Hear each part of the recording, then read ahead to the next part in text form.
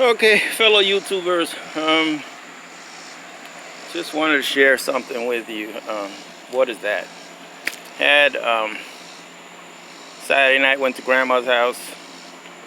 Had an emergency with my dad, and ended up driving home. Was on Tryon Road. Turned off Tryon Road onto Trailwood, something, whatever, somewhere around there.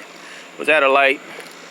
The car all of a sudden, RPM, zoom up.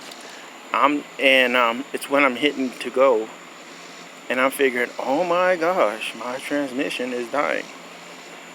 So we took off the starter. I pulled over. I said, well, something wrong here. Let me go ahead and check fluids, because not only that, the maintenance light turned on. Something I've never seen turn on in this car. For the first time in having this car for 2.5 years, the maintenance light turns on. Wow. So I pull over into an adjacent parking lot within half a mile, quarter of a mile probably, and I start checking the fluids, start checking the transmission fluid. First thing I thought, high rev, not going nowhere, transmission, right? Wasn't that. And then when I shut off the car, guess what happens? I'm locked out of my car. What does that mean? I have no start. Security light is on, and you go to hit the key, nothing happens. So what ends up happening is get it towed home. Had to pay $20 for that, which is not too bad because I had the insurance extra coverage. So what ends up happening, we take it home, and then we start taking it apart.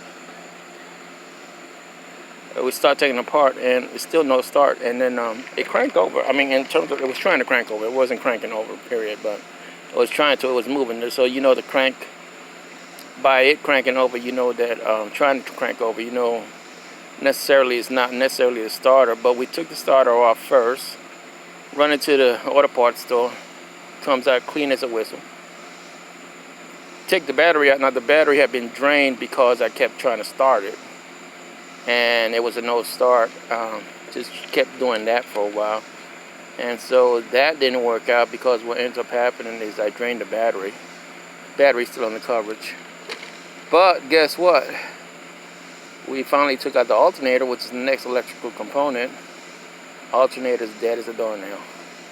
So when you have those no starts, you might want to start backtracking and see. Hopefully when we put this alternator in, it'll start right up. Take care.